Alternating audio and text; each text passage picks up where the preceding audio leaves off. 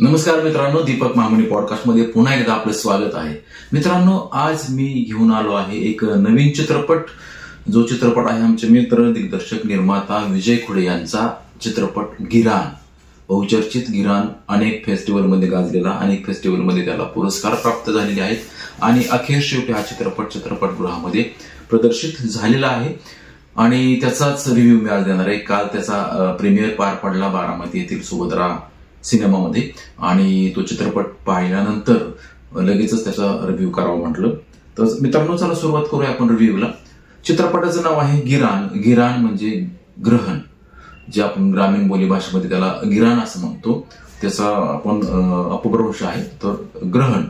तर गिरान नावाचा जो चित्रपट आहे त्याच्यामध्ये जे आपल्या सामाजिक चालीरीती पूर्वपार अनिष्ट म्हणून आपण अनिष्ट प्रथा ज्या चालत आलेल्या त्याच्यावर भाष्य केलेलं आहे. स्वतः लेखक चित्रपटाचे विजय खुडे आहेत आणि त्यांनी एका विशिष्ट समाजाची व्यथा मांडण्याचा प्रयत्न केलेला आहे की पूर्वीच्या हजारो वर्षापासून, शेकडो वर्षापासून ही प्रथा चालत आली होती आणि त्याच्यामध्ये एक नायिका आहे गुना नावाची. तर त्या गुणावर हा चित्रपट फिरत राहतो. गुणाच्या मुख्य भूमिकेमध्ये आहेत भक्ती घोगरे या अतिशय गुणवान अभिनेत्री. त्यांना पुणे फेस्टिवलमध्ये आणि इतर फेस्टिवलमध्ये नवोदित पदार्पणातील अभिनेत्रीचा पुरस्कार मिळालेला आहे. तर खूप सुंदर अशी भूमिका त्यांनी केलेली आहे. त्या चित्रपटामध्ये त्यांच्या ज्या वेगवेगळ्या शेड्स आहेत ते दाखवण्याचा पण प्रयत्न केलेला आहे आणि अतिशय संयमी अभिनय केला. संयम म्हणतो ना आपण, त्याच्यामध्ये कुठेही लाऊडनेस वगैरे त्यांनी दाखवलेला नाही. अतिशय उत्तम काम करून घेतलं आहे दिग्दर्शकाने. आणि याच्यामध्ये त्या ऍक्च्युली त्या खऱ्या अर्थाने नायिकाच आहे, कारण स्त्री प्रधानच चित्रपट आहे हा. त्याच्यामध्ये गुणाचा जो नवरा आहे संत्या, रवींद्र पारखे, अतिशय गुणवान अभिनेता. रवींद्रचा खरं तर जॉनर आहे कॉमेडीचा.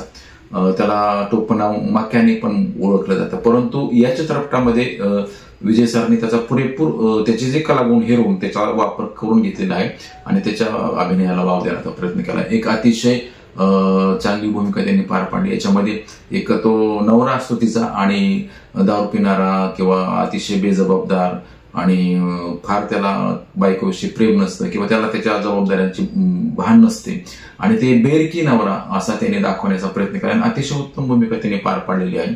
त्याच्यानंतर गुणाचे जे सासरे आहेत फैजल सय्यद आहेत, अतिशय उत्कृष्ट अभिनेते आहेत. त्यांची हुकमाची राणी नावाची सन टीव्हीवरती मालिका पण चालू आहे आणि इतर अनेक नाटकापासून आलेला आमचा मित्र अतिशय उत्तम भूमिका आता हल्लीच्या काळामध्ये तर त्यांनी अतिशय चांगल्या पद्धतीने भूमिका केलेल्या आहेत आणि त्यांची पण भूमिका त्यांनी चोख पार पाडली.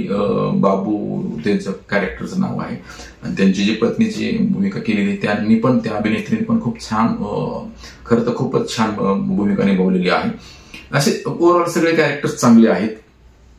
छोट्या छोट्या भूमिकेमध्ये सुद्धा आपण आमचे अतुल साबळेनी एक निगेटिव्ह शेडची रोल एकदम उत्तम भूमिका पाटलाची केलेली आहे. रुपेश गाडेकरची छोटीशी भूमिका आहे, मुकुंद काळेंची आहे आणि इतर काय कॅरेक्टर्स. साधना काशी म्हणजे पूर्वश्रमेचे साधना भोसले आमच्या ग्रुपमध्ये खूप छान अभिनय करायच्या नाटकामध्ये. त्यांची पण भूमिका छोटीशी आहे पण चांगली आहे. म्हणजे जे जे कलाकार आहेत त्यांनी सगळ्यांनी आपापल्या भूमिका फार चांगल्या पाडलेल्या आहेत. त्याच्यामध्ये कथा अशी पुढे जाते की ज्या प्रथा चालीरीती पुढे चालवायच्या असतात, तिची सासू आजारी असते जी ती पूर्वपार चालवत असते आणि पुढे जाऊन ती तिच्या सुनेला चालवण्यासाठी देणार असते किंवा सगळेजण आग्रह करत असतात की काही अंशी ती तयार पण होते, परंतु त्याचं मन तिला मानत नसतं. सुधारणावादी विचार असल्यामुळे, थोडंफार शिक्षण झालं असल्यामुळे आणि तिच्या आई लहानपणी ती बघितलेलं असतं, तिने काही गोष्टी घडलेल्या असतात त्याच्यामध्ये आणि तिला त्या विषयाविषयी फार सक्त नफरत असते आणि ती पुढे जाऊन करणार नाही असं तिने आईला पण वचन दिलेलं असतं, म्हणून ती करणार नसते.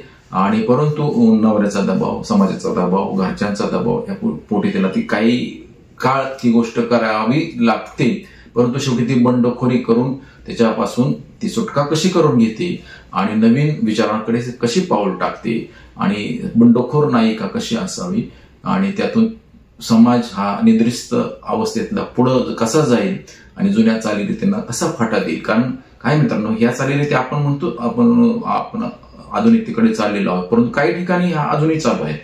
काही ग्रामीण भागामध्ये ह्या प्रथा चालीरीती अंधश्रद्धा म्हणून आपण त्याच्यामध्ये ह्या मोस्टली अंधश्रद्धांचा भाग आहे. त्याच्यामध्ये आपण श्रद्धेला नाव ठेवत नाही, आपण देवावर श्रद्धा ठेवावी, प्रत्येकाचा अधिकार आहे तो, परंतु त्यातून अंधश्रद्धा निर्माण होत जातात आणि त्यातनं अनिष्ट प्रतींना एक हे म्हणतो वाव मिळतो, म्हणून त्याच्यावरती एक जबरदस्त प्रहार सरांनी केलेला आहे, विजय सरांनी, आणि सगळ्या बाजू त्यांनी सांभाळलेल्या आहेत. म्हणजे आपण अगदी लेखक, कथा, पटकथा, संवाद, दिग्दर्शन, संकलन अशी सगळ्या बाजू एकेरी त्यांनी सांभाळल्यात. परंतु त्याच्यामध्ये कुठेही त्रुटी जाणवत नाही, किंवा टेक्निकली पण खूप सुंदर असं छायाचित्रण असेल किंवा बॅकग्राऊंड म्युझिक असेल, किंवा एकच गाणं आहे पण सुंदर प्रसंगाला साजेस आहे, त्याला गरज होती त्या गाण्याची त्या प्रसंगाला, म्हणून ते गाणं टाकलेलं आहे. ते गाणं पण चांगलं झालेलं आहे. मोनू वाजेबाईंचं म्युझिक आहे. पुढे जाऊन बाकीच्या टेक्निकल ज्या गोष्टी होत्या त्या पण सगळ्या चांगल्या केल्या. थिएटरवरती पण त्याचा इम्पॅक्ट चांगला पाहायला मिळाला, आणि तो आता महाराष्ट्रात प्रदर्शित झालेला आहे. एक सामाजिक चित्रपट आहे, चांगला चित्रपट आहे. आवर्जून बघा चित्रपटगृहामध्ये जाऊन, आणि या नवीन कलाकारांना, नवोदितांना आणि उभरत्या कलाकारांना, दिग्दर्शकाला आपण साथ द्या. चित्रपटगृहामध्ये जाऊनच कलावंतांची कलाकृती आहे यावर खरंच विश्वास ठेवणं कठीण आहे. इतकं सुंदर, अतिशय तन्मयतेनं प्रत्येकानं आपापली भूमिका जीव ओतून केली आहे, आणि त्याचं प्रत्यंतर प्रत्यक्ष सिनेमा पाहतानाच येईल. तुम्ही नक्की बघा. आता गिराण चित्रपटाचा प्रीमियर शोला आलो होतो. अपेक्षेप्रमाणे खूप छान चित्रपट झालेला आहे.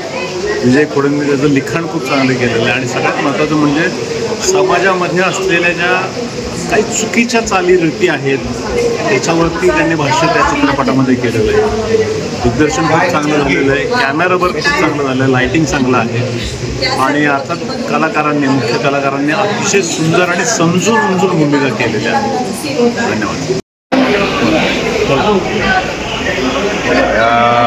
विजय खोडे यांनी जो पटकथा आणि दिग्दर्शित केलेला जो पिक्चर आहे मराठी गिराण, मी आत्ता बघितला आणि तो बघत असताना या सगळ्या टीमचं काम अतिशय छान आहे. आणि त्यांनी जे वास्तव आहे महाराष्ट्रातल्या शेड्यूल कास्टमधलं जे वास्तव आहे, अंधश्रद्धेने या महाराष्ट्रातल्या आणि या देशातल्या बहुजन समाजाचं जे नुकसान झालेलं आहे, ती अंधश्रद्धा असावी परंतु अंधश्रद्धा नसावी हा संदेश, आणि जो म्हणजे महत्त्वाचा संदेश आहे तो या पिक्चरमधून या ठिकाणी देण्यात आलेला आहे. दिग्दर्शक विजय खोडे यांचा जो गिराण चित्रपट आहे, ग्रामीण भागामध्ये अंधश्रद्धा असते, आणि त्या अंधश्रद्धेच्या अभावी लोकांचे बरेच जीव देखील जातात, आणि खऱ्या अर्थाने समाजात अजून देखील खूप मोठ्या प्रमाणात वर्ग आहे, आणि ह्या वर्गाला कुठंतरी संपवण्याची नवीन जो एक प्रयोग केला आहे विजय खोडे गिराणच्या माध्यमातून, तो चित्रपट सर्वांनी पाहावा अशी विनंती करतो. अप्रतिम गिराण हा चित्रपट बनवलेला खरंच खूप सुंदर वाटला, आणि आजच्या काळामध्ये सुद्धा अंधश्रद्धेला किती बळ दिलं जातं हे चित्रपटातून आम्हाला दिसतंय. मध्यंतर पुढचा पिक्चर बघितला अप्रतिम. बघूया मंथ्यात झाल्यानंतर पुढचा चित्रपट काय असेल आणि शेवट काय दाखवला डायरेक्टरने बघायची आमची उत्सुकता लागली.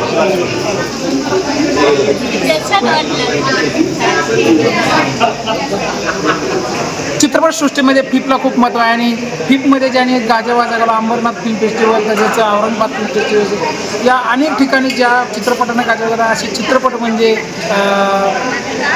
विजय श्रीरंग खोडे लिखित दिग्दर्शित चित्रपट गिराण या चित्रपटाचा आज भव्य असा प्रीमियर झाला. प्रीमियर अतिशय सुंदर, चित्रपट अतिशय सुंदर आहे. अंधश्रद्धेवरती आघात करणारा, मनाला मेंदूला झिंझिण्या आणणारा आणि मनाला काहीसा विचार करायला लावणारा हा चित्रपट नक्कीच हा सामान्य माणसासह विचारवंताला विचार करायला भाग पडणारा असा हा चित्रपट आहे. आजचा जो प्रीमियर शो होता गिराण चित्रपटाचा, विजय खोडे यांनी पटकथा लिहिलेला, तर खरोखर हा जो चित्रपट आहे तो वास्तवातल्या अंधश्रद्धेवर प्रहार करणारा आहे, आणि ज्या चालीरीतीमध्ये लोकांची अंधश्रद्धेपायी जी कुशलपट होती त्याचं यथार्थ चित्रण या चित्रपटामध्ये आहे, आणि आवर्जून पाहावा असं आणि लोकांचे प्रबोधन होईल असा चित्रपट आहे. धन्यवाद. सिनेमा प्रत्येकाने अतिशय उत्कृष्ट भूमिका केलेल्या आहेत, आणि ग्रामीण भागातले कलाकार असून हाय लेवलच्या भूमिका केलेल्या आहेत.